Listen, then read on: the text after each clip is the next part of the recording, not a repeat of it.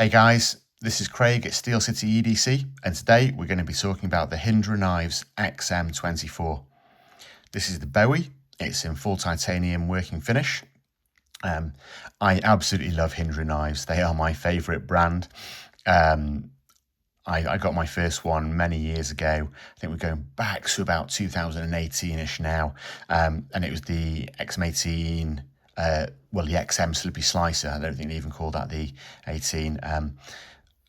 Great, and it really ignited the kind of passion of desire in me for Hinderers. But it was a slippy slip joint folder, lovely thing, but not quite the real deal. So a year or so afterwards, I got my first, which was the XM18 3.5 spear point, and wow, that absolutely spoke my language. So over the years, I've developed quite a collection of Hinderer knives. At one point, I had as many as 40. And more recently, it's down to around about 20. Anyway, we digress. So this is the XM24 Bowie. This is the largest in the Hinderer lineup. This is the Tri-Way. This one's on washers, so it's really smooth. Still fires open, but it just needs that little bit of persuasion when you want to drop it because it's on washers. But you can see it going there. This is a bigger knife. It's a 4-inch blade. So if you are not a fan of bigger knives, this is not for you, is this the simple thing. But yeah, I love larger knives, so no issue there for me.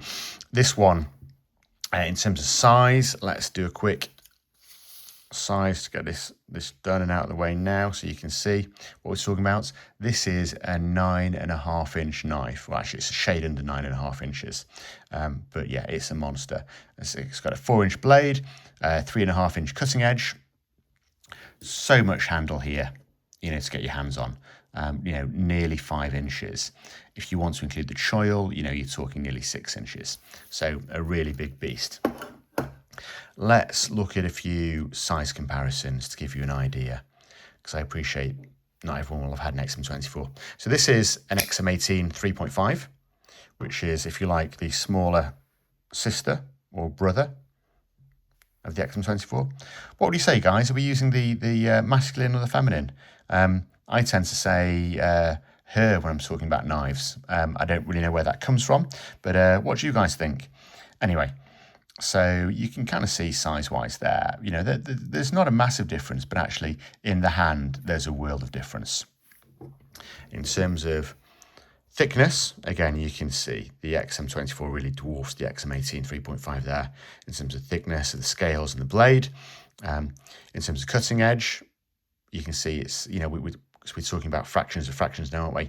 The blade is bigger on the XM24, as with the handle. When you put it like that, pivots, you can kind of get an idea. It breaks it down a little bit. Anyway, let's take the XM18 3.5 away, and let's put a couple of other size comparisons in here. This is the Chris Reeves Large Sebenza. So again, you can kind of see we're talking about a fairly meaty beast with the XM24. Now, a few slightly larger knives to give you an idea. This is the Cold Steel Demco AD10.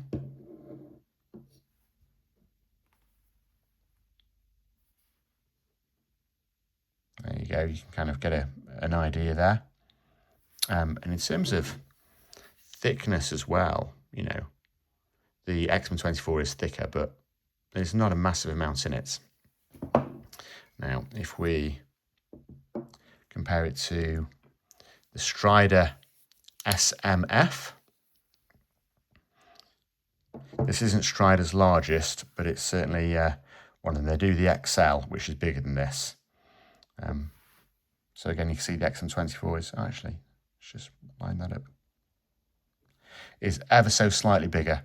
Has a slightly longer cutting edge, very similar in terms of length, and again, thickness here, you can kind of see. In fact, the Strider actually looks like it's got a slightly thicker blade stock, but slightly thinner scales.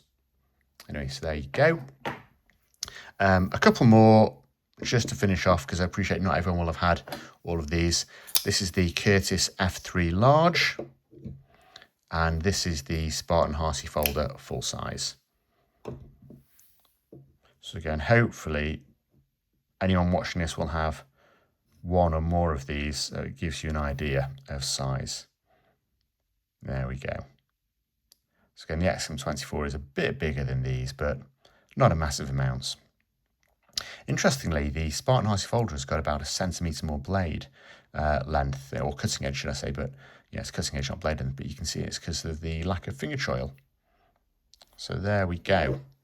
Okay, we'll take these away and let's do a very quick weigh on the scales.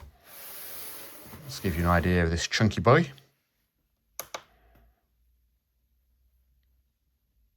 Okay, so we put that on there, and we are coming in at 8 ounces 7.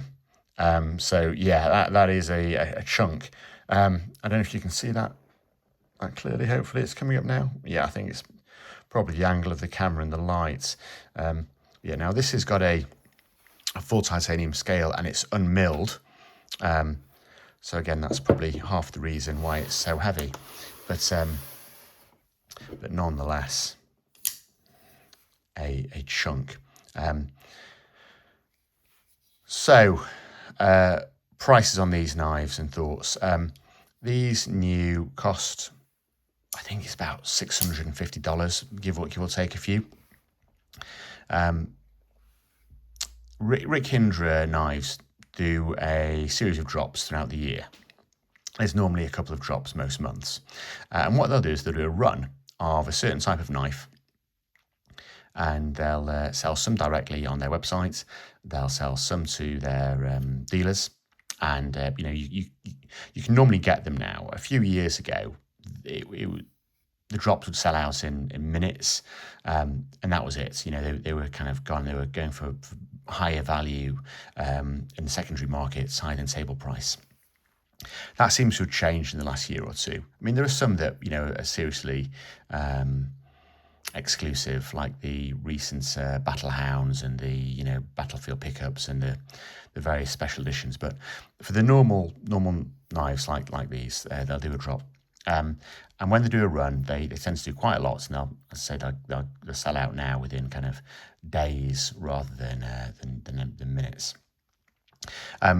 So I think based on that, I would say they're fairly well priced. If they were not well priced, they simply wouldn't sell that much. People love them, but no one wants to get rips off, do they?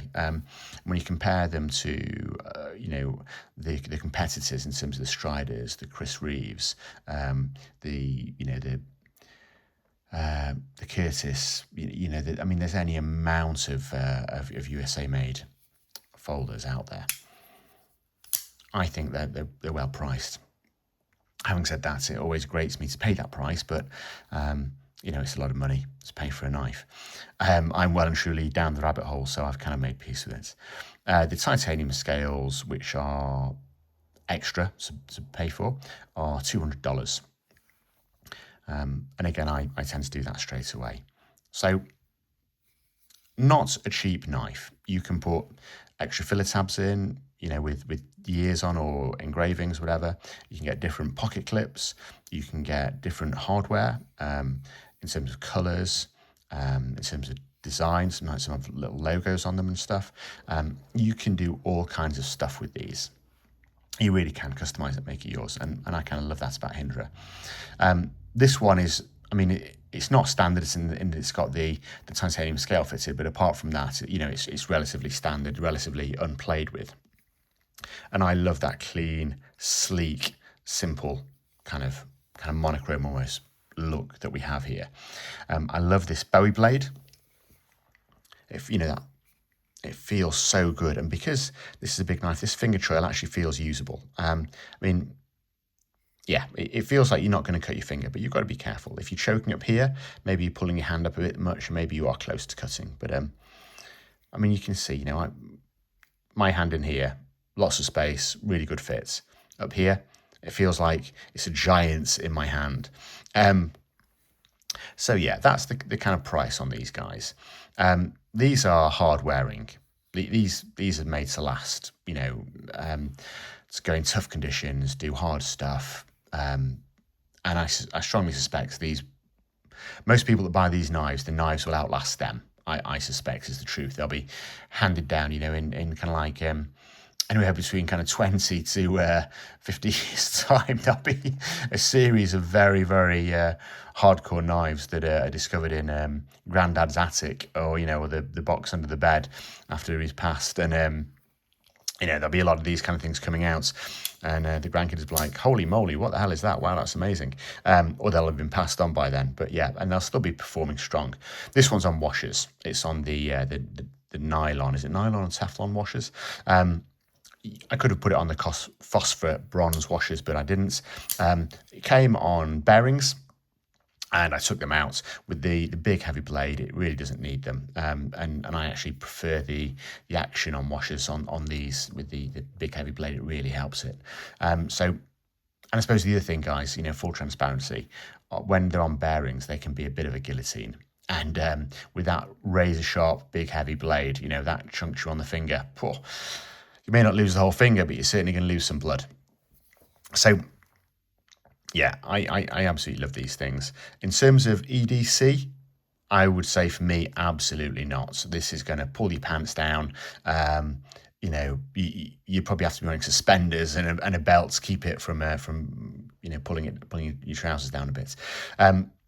If I was going to do something like a camping trip, or, you know, surviving, or I suppose if it's in the armed forces, then, you know, as on deployments, maybe I'll take a different view and say, yeah, absolutely, a thing like this would work perfectly. I mean, it's got a flat grind, and it's a quite short flat grind, so it's quite thick behind the edge, but it is razor sharp. You know, there's no doubt these things will cut. I know years ago there was bad press about them being blunt, and I'm sure a few did, but none of the ones I've had, and I'd say I've had over 40 in my collection at one point, they all come and go. So the honest truth is, the numbers I've owned over the years, closer to 80 or 90 Hinderers, and all the ones that have come new, I've never had any issues with the edge. I've had a few that have been second-hand, but again, you can't really blame Rick Hinderer knives for a second-hand knife coming a bit blunt. You know, that comes down to the previous user, not the manufacturer. So yeah, they have the use. As I say, I am more of a collector than a user, so this has been a safe queen for me. But yeah, I would recommend it, not for EDC, certainly for larger hardcore tasks. You know, I mean, you might take the view, you could even use this around the garden. It would be perfectly capable. For me, it would seem almost like a crime to do that, but there you go. I suppose that's what they're designed for. So that's my quick overview. I hope you've enjoyed this. I certainly have. I love talking about knives, and particularly Hinderers. So please do let me know your thoughts. Give me a like, comments. Please do subscribe to my channel. I'm a fairly new, small channel, completely independent, no bias, no money coming from anywhere. This is just me giving you my thoughts on some of my collection. So I really appreciate any love and support you can give me. Okay, thank you guys. Cheers, and have a wonderful day.